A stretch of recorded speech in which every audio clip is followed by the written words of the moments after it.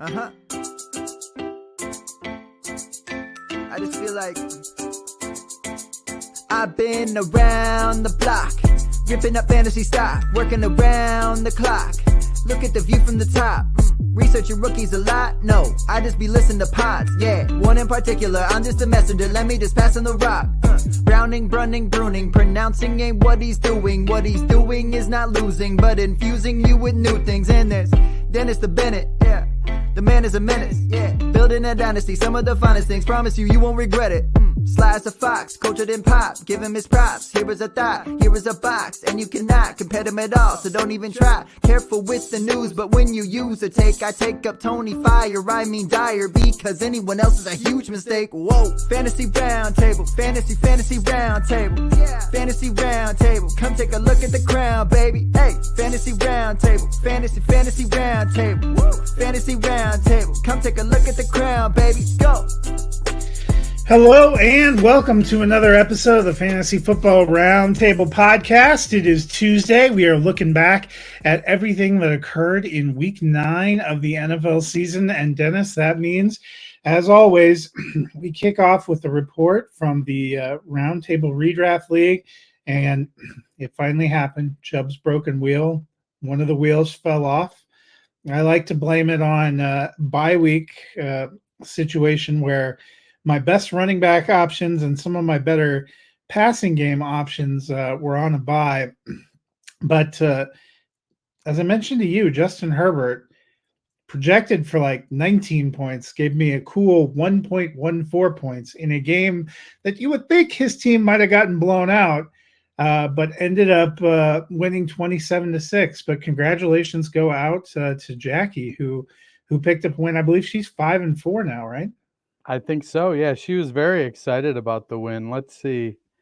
Yeah, she's 5-4. She's one game out of the playoffs. Actually, she's 6 points out of the playoffs behind John Weber, who John was off to a hot start and he's been fading.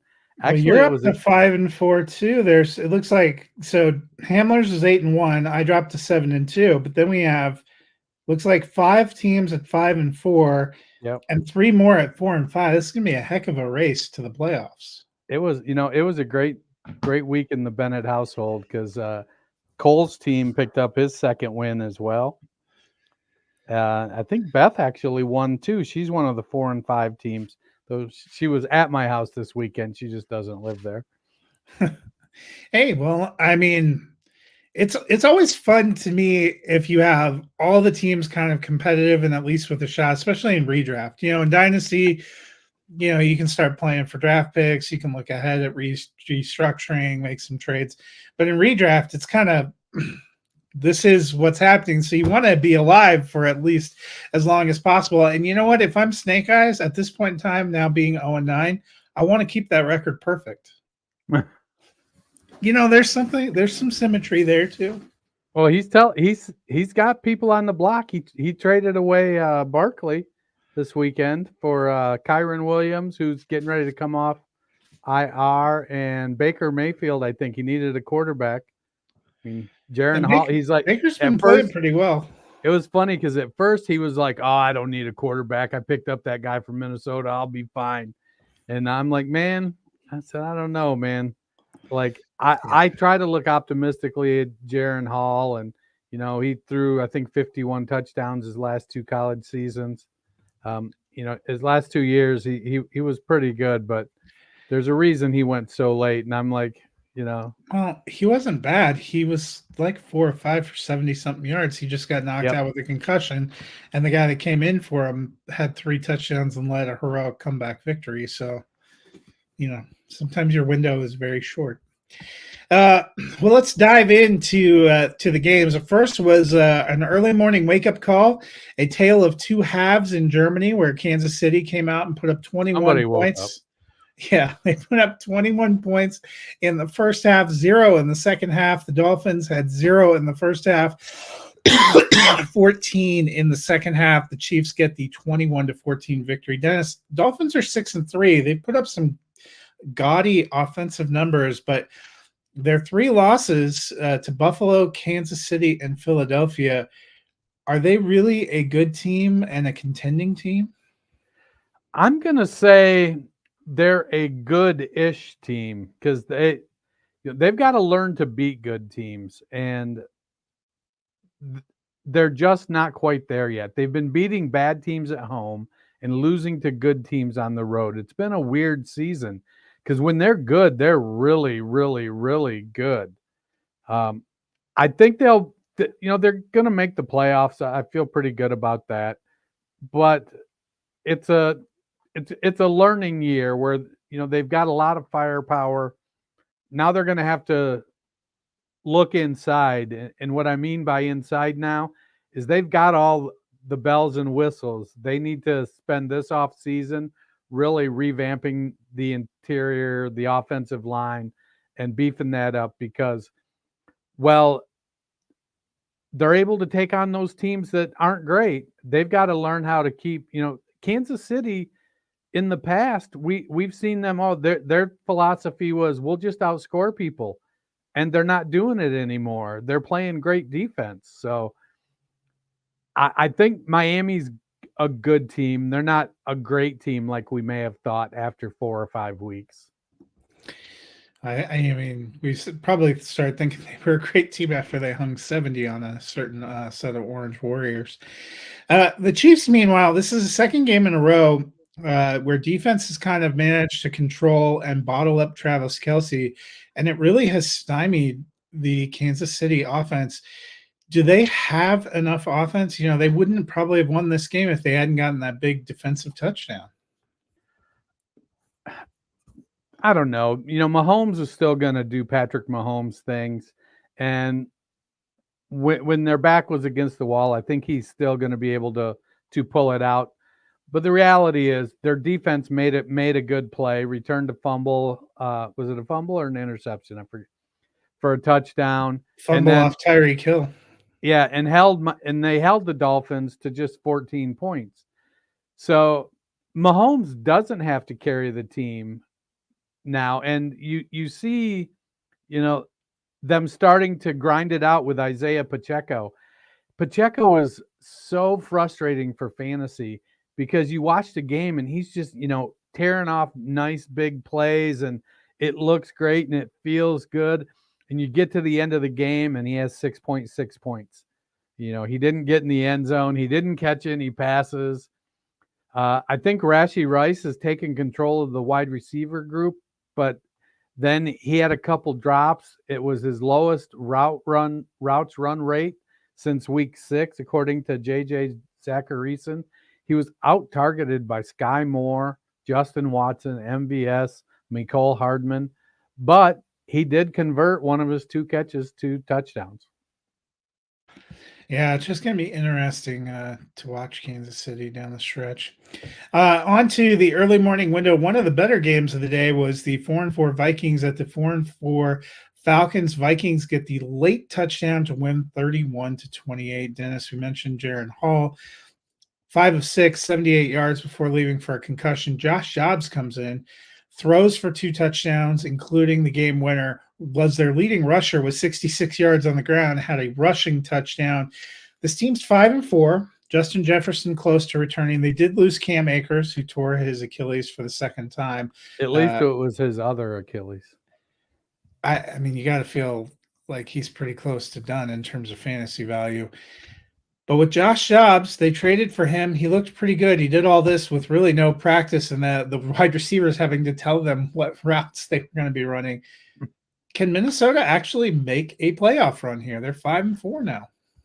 So they have the weapons, and we've seen teams do it with game managers. Dobbs is QB10 through 9 games, but he's only QB 18 in points per game.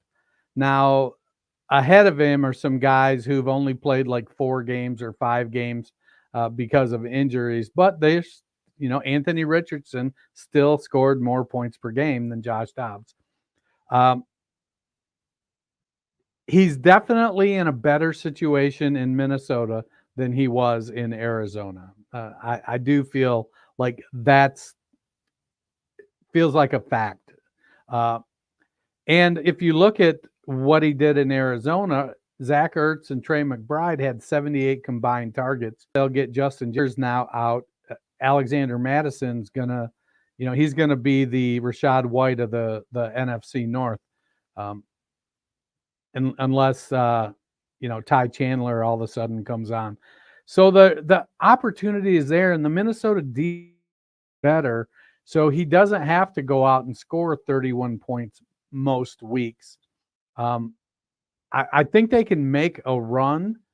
If they do get in as a wild card, it feels like a one and done situation.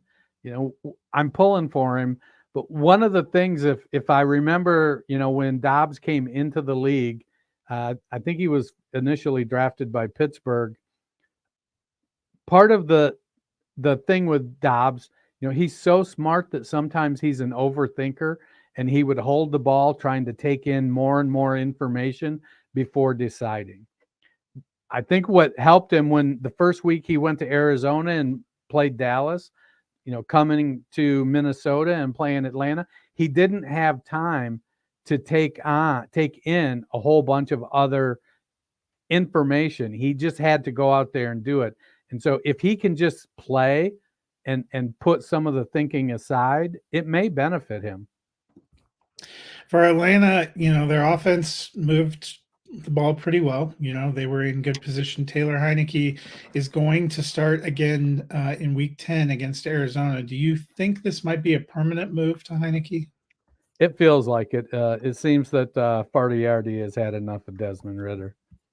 Heineke was QB 13 on the week, which, I think from, despite Arthur Smith's distaste for fantasy people, we'll take QB 13 out of Atlanta every week in Superflex. Bijan's usage is still perplexing. He's had less than 50% of the rush totals in 4 of the last 5 games. And only one carry inside the 5 all season. Yeah. And another J.J. Zacharyson nugget there. I think I saw something today on Twitter that Tyler Algier has something like 25 carries inside the 5 or something like that. Lovely. Crazy. Next up, a game that wasn't much of a game at all. The Cardinals traveled to Cleveland. Browns got the 27-0 win. Dennis, all we learned from the Cardinals on Sunday is Clayton Tune is not the answer unless the question is how you tank for the number 1 draft pick. Kyler Murray is going to start in week 10. They open the practice window for James Conner. Do you think Murray can come in and turn around the Cardinals, and is that even good for them? I think the question is, do the Cardinals want him to turn them around? Why activate him? Well, I think they want him to show he's healthy so they can maybe engineer a trade. If they're not going to get Caleb Williams, though, maybe they're looking at Drake May and saying, well, we'll be happy with Drake May. We don't need Caleb Williams.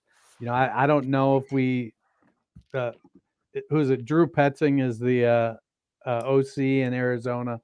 I don't know if Petzing and Jonathan Gannon, do they have a quote unquote type of quarterback? I don't know enough about them yet to know. Do they want a big guy like Drake May as opposed to an elf like Kyler Murray? But they activated James Conner as well, and he was having a monster season before he got dinged up. And I think the way McBride has come on, they very well could make a nice run. And with Murray's contract, he was always going to be difficult to trade with that contract. So they may very well, with Wilson and Hollywood Brown on the outside, McBride down the seam, and a healthy James Conner, they might try to make a push for respectability. I don't think they make the playoffs, but if they get to 7 wins, I think they can count it as a great season. The team that's most excited about this is the Chicago Bears, who are the owner of the Carolina Panthers pick. Next up, the Browns, they they got a big win. Deshaun Watson came back 19 of 30, 219 yards, 2 touchdowns, no interceptions at 22 yards rushing. Didn't have to do a ton since they were winning pretty handily, but what did you think of his return? So I really want to buy into it, but it was the Arizona Cardinals defense. They give up the 5th highest completion percentage in the NFL, the 6th highest touchdown percentage, and the 4th highest yards per attempt. So all things kind of point to Deshaun Watson having a good game. The Browns, did good against the Cardinals. They have a great defense that puts them in good situations, and they have a good running game. So I like Watson. I traded for Watson today in a league.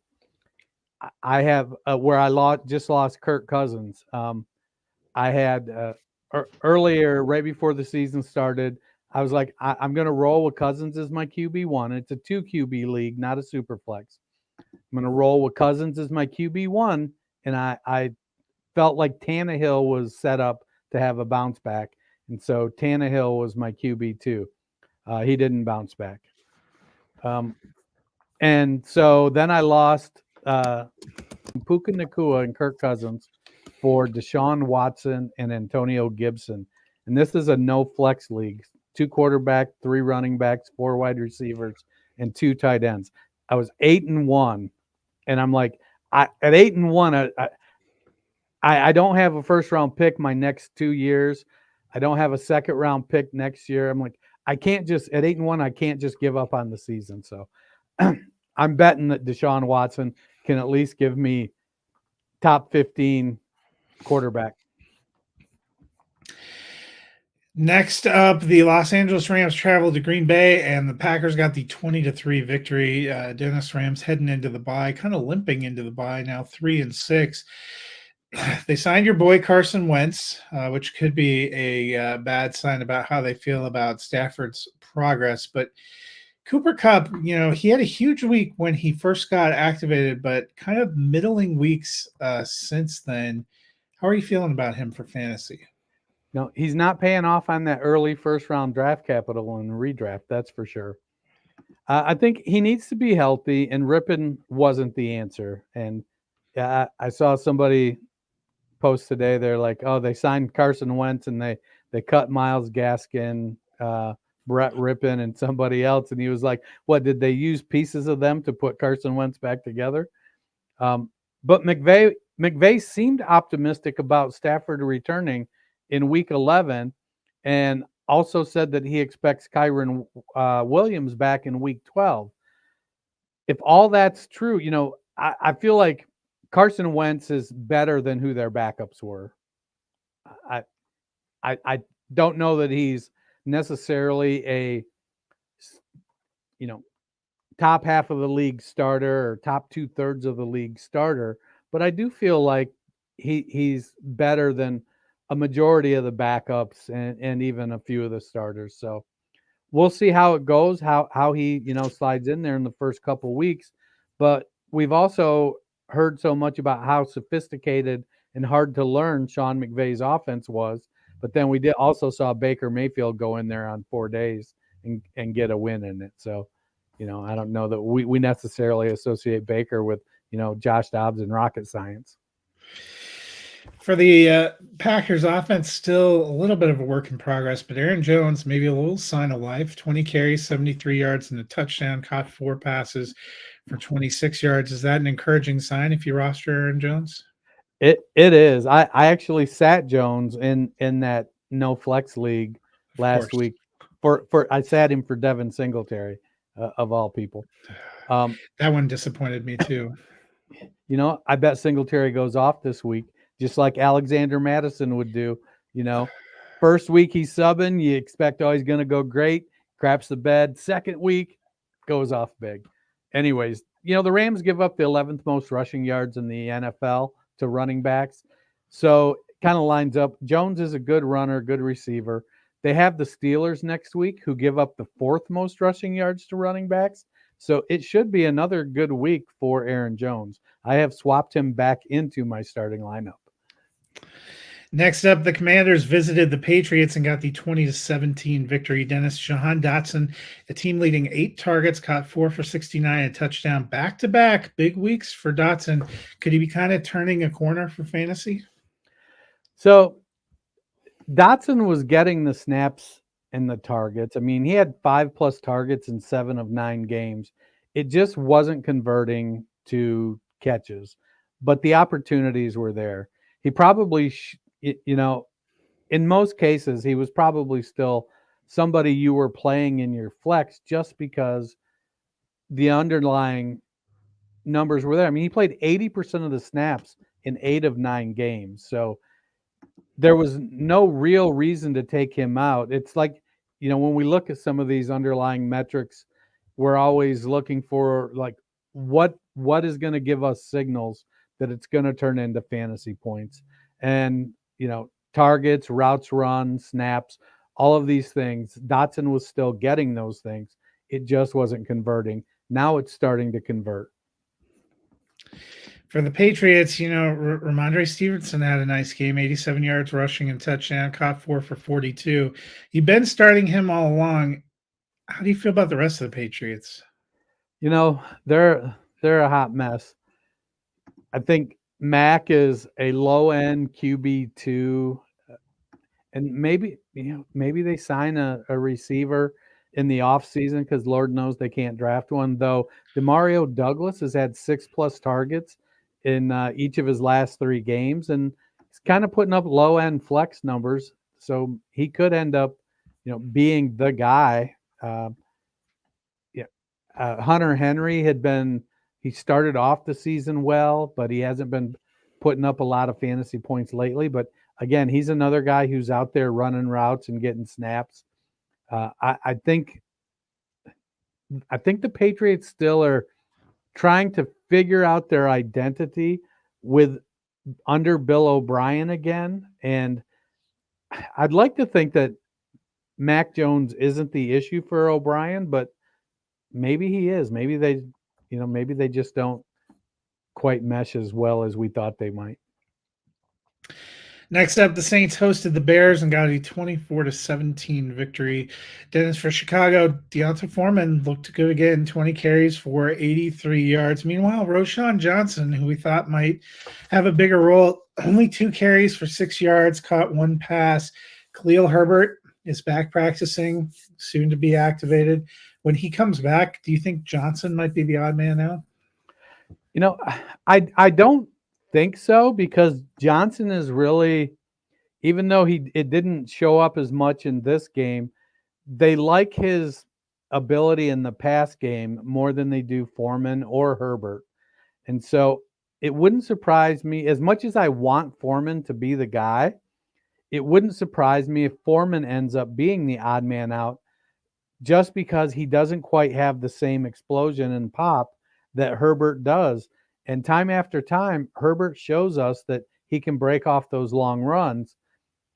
Foreman, I feel for him, but it feels like he's going to, obviously the first guy that gets bumped out is going to be Darrington Evans.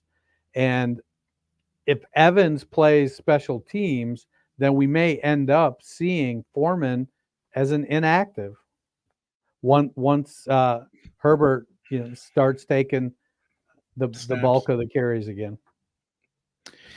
Darrington Evans did better in the passing game in this one than Roschon Johnson, so you never know. For the Saints, they're now 5-4. They're in the lead in the NFC South. They seem to be putting things together. Taysom Hill, kind of a poor man's Christian McCaffrey, doing it in all 3 phases. Could they be the favorites now in what's a fairly weak and open division? Fairly weak and open division? I mean, the Falcons 4-5. They're not terrible. The Buccaneers exist. It's looking that way. Taysom Hill is starting to make himself fantasy relevant every week. Olave is starting to rise up the rankings. He's wide receiver 18 now. Rashid Shaheed's a wide receiver 3 at 31, and Michael Thomas is a wide receiver 4 at wide receiver 45. Alvin Kamara is, he's been crushing it since he got back. A little soft this week, but he's RB3 and a points per game average since he got back. he missed the first 3 games and he's checking in at RB7. Derek Carr is doing Derek Carr things. He's QB 25. So if he could get up to like QB 14, 15, those wide receivers would, be going off. But, Derek Carr is going to Derek Carr. It doesn't help that they let Taysom throw some of the short touchdowns. Right. Those kind of take away your numbers. Next up, what I thought would be a good game, but was really just a waxing. The Ravens beat the Seahawks 37-3. Dennis, Seahawks came in technically in first place in the NFC West. Is this, just a bad week, or could this be a worrying sign for them? Well, as a Lions fan, I'm going to say Seahawks, I hope it's a bad week. Baltimore's clicking, man. They're getting it together. Lamar's playing really, really good. The Seahawks, some like my dad used to say, some days you get the bear, some days the bear gets you. And they didn't convert well in the running game, and they didn't convert in the passing game. And, Cinderella's left the ball and Gino's turning back into a pumpkin, or whatever that metaphor is. Yeah, and Baltimore's defense definitely looks like it's for real. For the Ravens, I know you had mentioned a few weeks ago stashing Keaton Mitchell, 9 carries, 138 yards, and a touchdown. How are you feeling? It's like the second coming of Devon Achane, Now, I like Mitchell, but again, he's a guy that he has to produce a big play like that, because I don't think he can hold up to the volume. So he's not somebody you're going to see getting 10 targets and 10 carries. I think we'll see him, getting 8 to 12 touches maybe. I think Gus is still the guy that's going to grind it out. Justice Hill, they were up early. Gus, there was no reason to just keep playing Gus. I think Gus is the guy. I actually had wrote him up as a start in the Dynasty Nerds cutback running back start. But he probably still would have done well because he had a couple touchdowns. Right. It was funny because the point that I actually made was they had him at, I think, Fantasy Pros had him at RB 27, I think, or RB 24. And I had put him in the week before when I think they had him at RB 27 or 24. The 2 weeks he was 24 and 27, one of each week. Well, I was like, he's not going to be RB3, but he's definitely not going to be a low end RB2, high end RB3. I think he'll be, a high end RB2, because I don't expect him to go out and get 3 touchdowns again.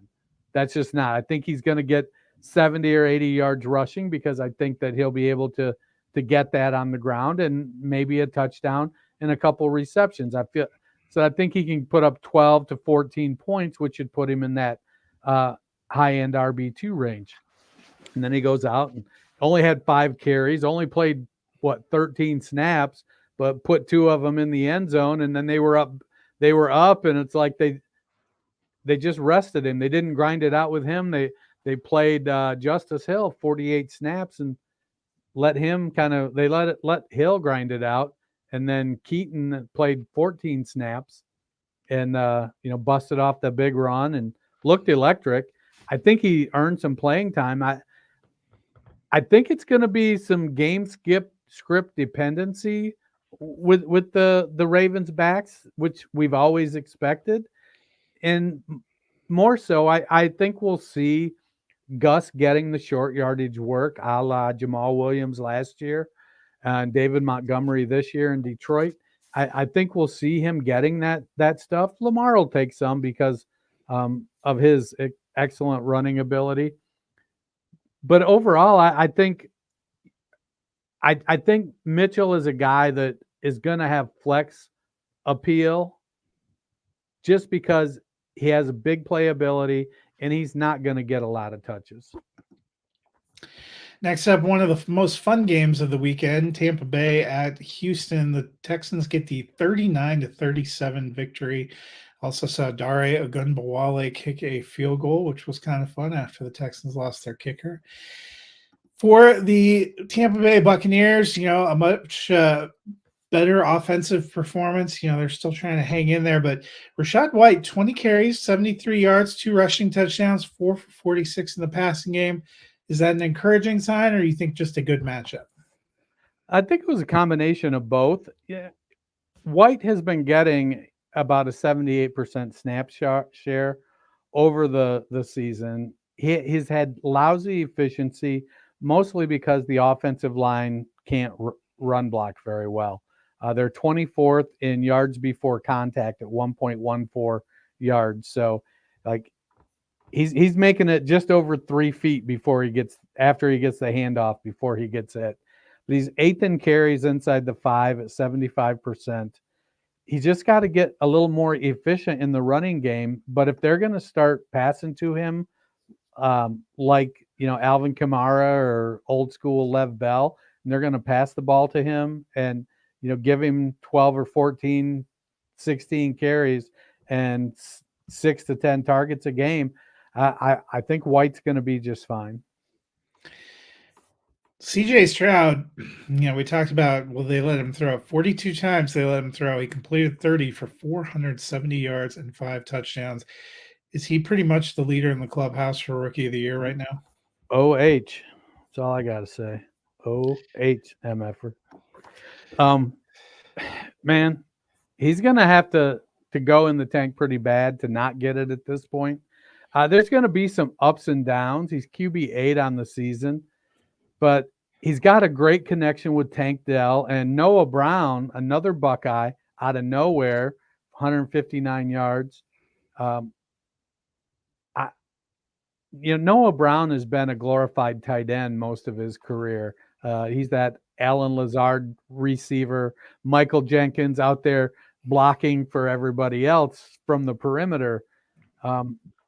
But with Robert Woods out, Nico Collins, Nico had a good game. Just these other guys had great games, Dalton Schultz and Tank Dell and Noah Brown. I think it shows that the Texans have a lot of weapons. If only they had some weapons in the running game. It was we thought we were going to see the second coming of Devin Singletary, but I think they only ran the ball like 6 times the entire game. No, he had 13 carries. He just only had 26 yards. So not great, Bob. Not great. Next up, the Colts traveled to the Panthers and got the 27-13 victory. Dennis, another game where the defense did quite a bit. The Colts getting 2 defensive touchdowns, but finally more than double the carries for Jonathan Taylor over Zach Moss, who didn't have a single reception while Jonathan Taylor had 5. Are we kind of seeing that turn that you were projecting for Zach Moss? I think we are. I think that Gardner Minshew's like, we got to get this guy the ball. Shane Steichen and there. Jonathan Taylor is a really, really, really, really good running back. And he can catch the ball well. And Zach Moss, thank you for your service. But, here's your gold watch and your rocking chair. Yes, I understand you're only 24 years old. No, I think it's a great situation for the Colts because Moss gives them really good depth. And they have confidence if they have to put Moss in there that he can carry the ball 25 times and he can catch the ball. He can produce. But unfortunately, they've got Jonathan Taylor, and so, he's going to continue to dominate touches.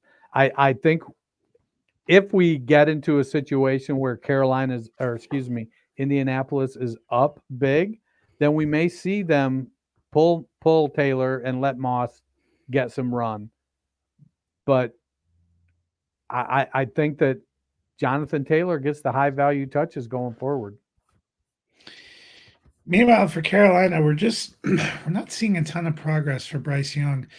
24-39, only 173 yards, a touchdown, 3 interceptions, 2 of which were returned for touchdowns.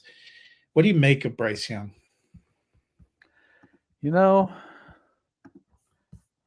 he's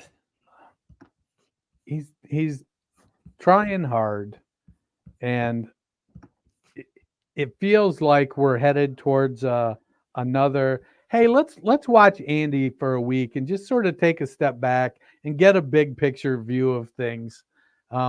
It wasn't great. He targeted 10 different receivers, and he did rush for 41 yards. He was QB 17 on the week, which is startable for Superflex. But I mean, at 5'10" and 185 pounds, I don't think you want him out there running 6 or 7, 8 times. It's just this. That's not how he's going to make his money. Not the winning formula. No. But he did target 10 receivers, completed passes to 9 of them. So he's going through his progressions. He seems to get the job mentally, but the NFL is a different game than the college. Even at Alabama, the NFL is a different game than in college. And he's right now, I think they're trying to stack wins and not necessarily wins on the scoreboard, but wins for Bryce Young successes. 3 interceptions, not great, but he did spread the ball around good and did get it to open receivers. He did make good decisions and ran the ball. So let's keep going. Let's keep trying to make progress here, and let's see what next week brings. But it does feel like, I hate to say that they're heading towards another benching, but at some point, if he's going to throw interceptions and have, low yardage or subpar completion percentages, at some point, I think Reich will say, hey, let's step back, take a look, let Andy start another game, catch your breath here and see what we can learn. Next up, another game that was not exceptional. The afternoon window was not exceptional. The New York Giants traveled to the Raiders, who got the 30-6 victory. Dennis, the Giants lost another quarterback. Daniel Jones tore his ACL in his triumphant return, is now out for the season. Tyrod Taylor is on injured reserve, as is Darren Waller. Saquon's there. They don't have much of a line, and they're choosing between Tommy DeVito and Matt Barkley. How you feeling about the Giants? So Tommy DeVito did much better getting thrown into this game than he did the first time. 15-20 for 175 yards and a touchdown with 2 interceptions. So is DeVito the answer over Barkley? I'd like to. I think so. I think that at this point, I mean, what does Matt Barkley really bring to the table? And so with Brian Daboll's system, maybe, but DeVito played 5 years in college, and see, where did I have some notes here? So he was QB 19 on the week. He did attempt 941 passes in college, played in 39 games, much better than the last time. Now, their next 4 weeks, they've got Dallas next week, not great. Washington, who got rid of their 2 best pass rushers, and the Patriots, which are probably going to confuse him because that's what Bill Belichick does. And then they have their bye. So they've got a couple tough defenses over the next couple games. But I think you've got to give the kid a shot. See what you have with him. He's. I mean, they're not making the playoffs, so might as well see what they got. And unfortunately for Saquon Barkley, it is what it is. But Daniel Bellinger was good last year. Surprise at tight end. He's going to be the tight end. You've got some young receivers that are starting to show a little bit, and Wan'Dale Robinson and Jalen Hyatt. I mean, they're New York's biggest issue is their offensive line. Neal. Thank God he got injured again because you can't block for shit. Raiders, meanwhile, let go of Josh McDaniels, sent Jimmy Garoppolo to the bench. They seemed to play with quite a bit of energy. It was a decent game for Josh Jacobs. Didn't see a ton out of Devontae Adams, but the team seemed relatively happy. Do you think they can kind of keep this energy going? There's always that first game high after you let go of a coach that the players just did not seem to connect with. O'Connell was QB 23 on the week. He targeted 8 players, led by 7 targets to Devontae Adams. So O'Connell only threw 25 passes, 16 for 25 for 209.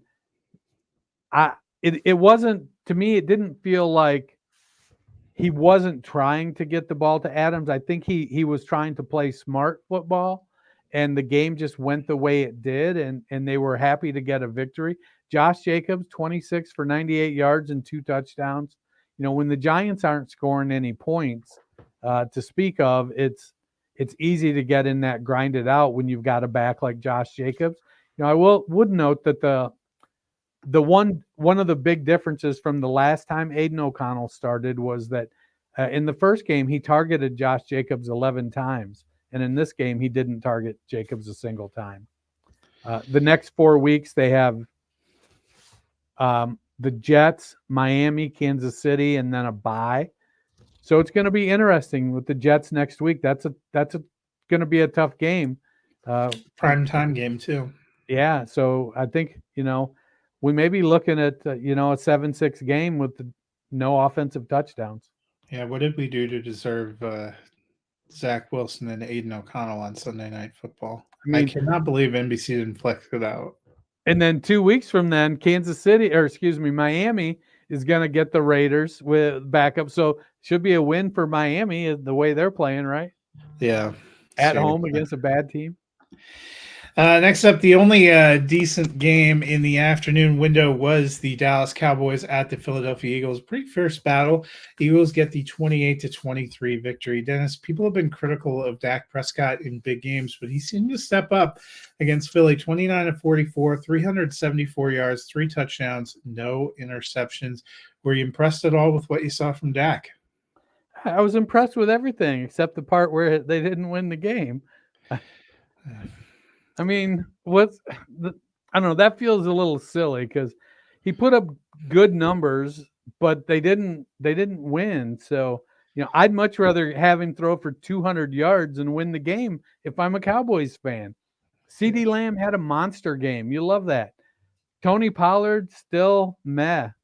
Jalen Tolbert caught a touchdown. Is Tolbert pushing Brandon Cooks? The real problem is, aside from Lamb and Jake Ferguson, who has turned out to be a pretty stellar tight end, they have nothing in the passing game. The Brandon Cooks, I was way out. I thought that was a really good acquisition. Yeah, I thought Gallup was poised to come back a year removed from the injury.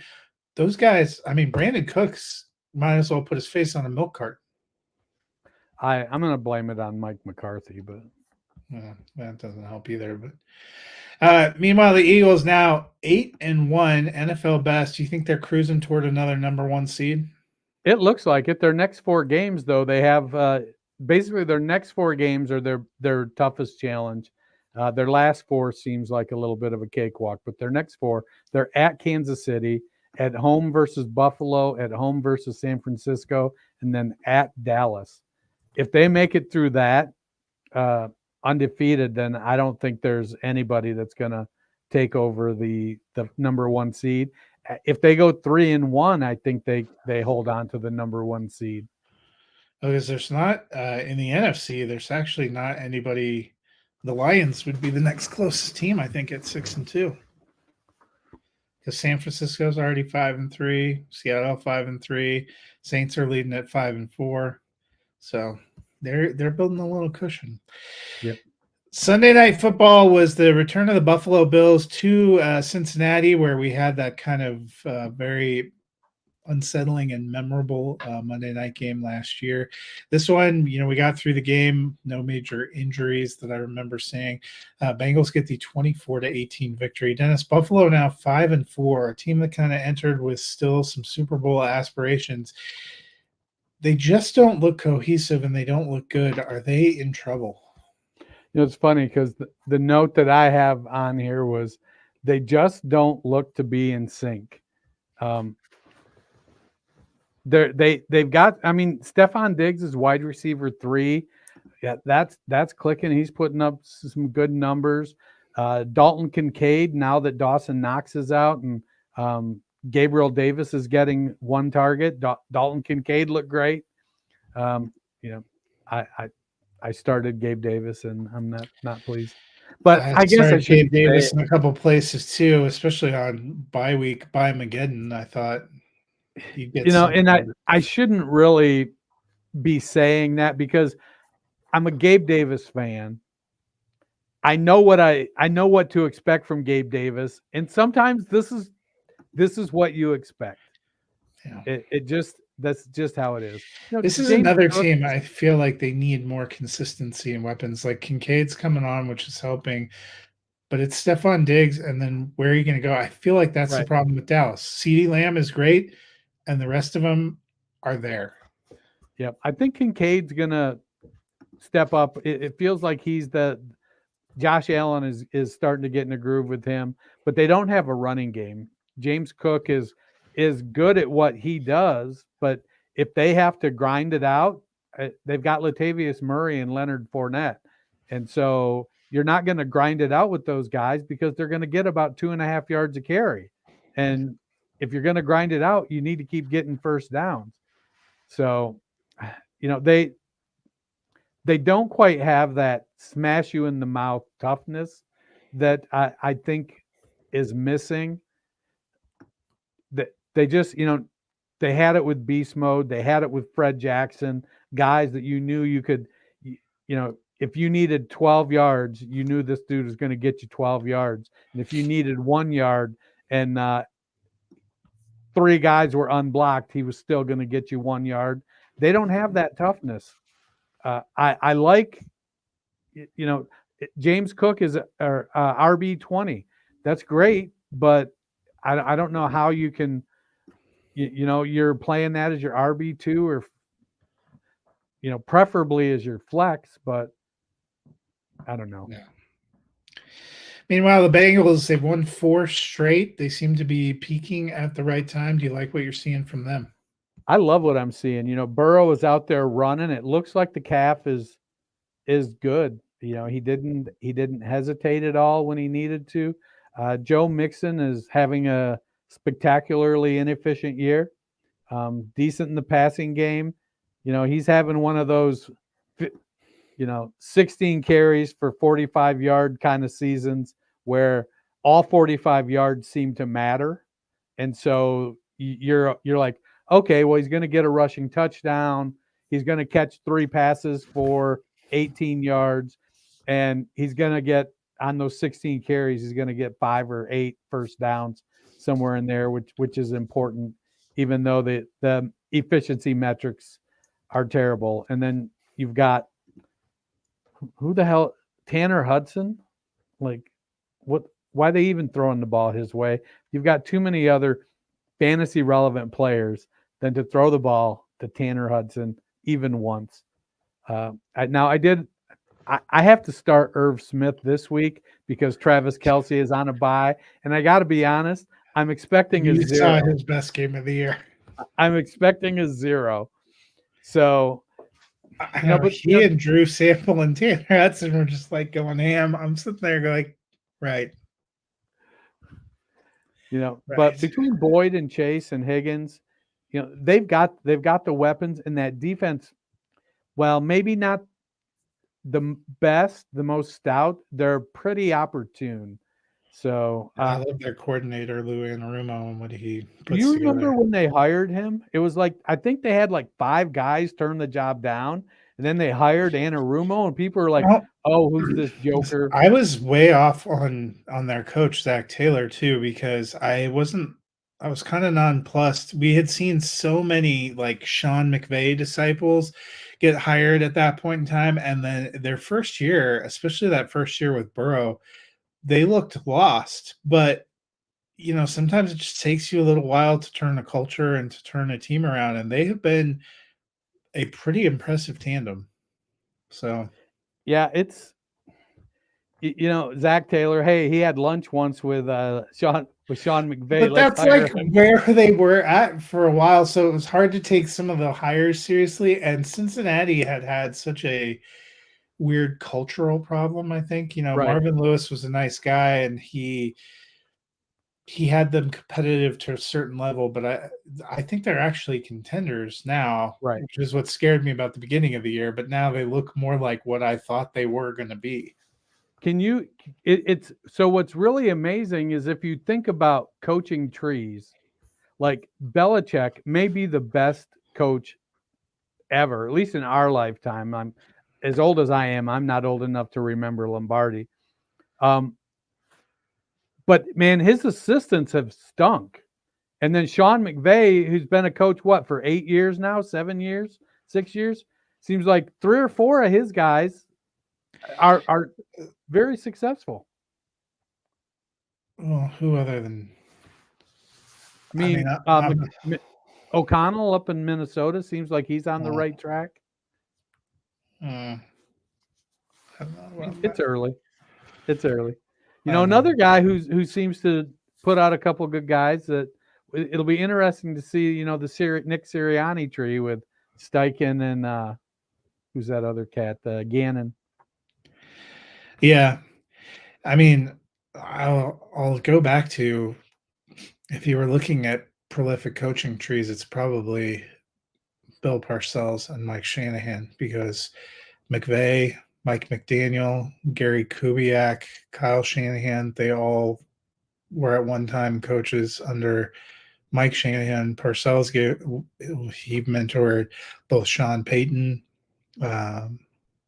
and obviously Belichick. There's somebody else I know I'm forgetting, but then it was off Sean Payton's tree that you got Dan Campbell, and so the ones that you're seeing come off that, those are probably the ones that have most successfully put people. Because you see Andy Reid, we had that same thing for a long time too. You'd see like Matt Nagy or people get jobs from working for him.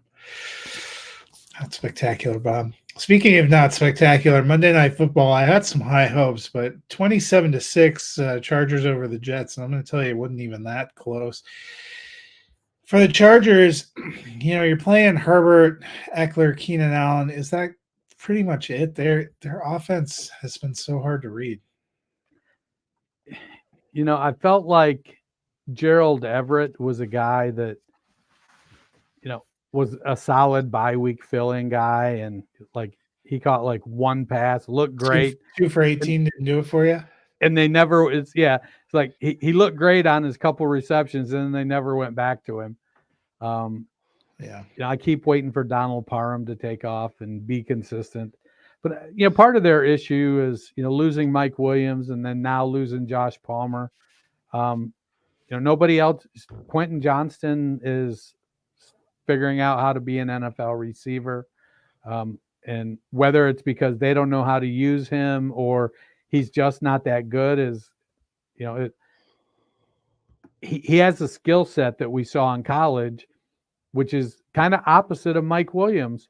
And it seems like they keep wanting to use him in the Mike Williams skill set. And that's just not what he does. So I'll be honest, at 5'8" and 165 pounds, Tank Dell is better at the Mike Williams job than 6'4", 215 Quentin Johnston. Meanwhile, for the Jets, big news last night was, Rodgers out there throwing. They caught him on a hot mic saying maybe he'd be back in a couple of weeks, that he is planning to come back this season if the Jets are relevant. This team is 4-4. They've had some moments, but do you think they have enough to actually be relevant enough for Rodgers to try to come back in late December or January? No, they don't. Their defense is good. Their defense is good enough. I think they have a defense that could contend in the Super Bowl. I don't think you can get there with Zach Wilson, and I don't think Zach Wilson can keep the seat warm. I got to be honest, when I look at Robert Saleh's frustration on the sidelines, and he is a company man, but I get the distinct feeling that he told Joe Douglas, I want to get somebody in here. And Joe Douglas just flat out said, no, you can get there with Zach Wilson. I spent I spent the number 2 overall pick on him. You can get there with him until Aaron gets back. And I think Robert Saleh is like, no, we can't. And I think it, last night just showed you. He's no pocket awareness at all. I don't think they have a great offensive coordinator. So yeah, it's a mess there. Well, if you enjoyed that game, let me tell you, Thursday Night Football this week is for you because we've got the white hot 1-8 Carolina Panthers at the just flaming hot 2-7 Chicago Bears. The only happy thing I'll say is we're trending toward maybe Justin Fields being back, but Chicago wins either way in this game since they own both first-round picks for both teams, but we as fans might lose. I am going to pick the Chicago Bears, but I'm not incredibly pumped about it. Dennis, how are you feeling? So Herbert may be back. Fields may be back. I don't necessarily think that Herbert being back matters nearly as much as Fields getting back. And Tyson Bagent has taken some steps. He's been more aggressive, getting the ball down the field. He just isn't, I don't think he's near the talent that Justin Fields is. I mean, the Bears defense is weak versus the pass and good versus the run. And the Panthers defense is good versus the pass and weak versus the run. So we potentially could see a good game from Bryce Young and a good game from whoever's running the ball for the Bears. And it end up being, a 13-9 kind of Thursday night game. I mean, this feels like very 2022 Thursday night games where you looked at every matchup and were like, I wouldn't be surprised if Al Michaels just lets ChatGPT call the game for him instead. Right. But you know what's going to happen? It's going to be like 43-39. That would be exciting. I don't know if you said who you're picking. I'm taking the Bears. I'm taking the Bears. Yeah.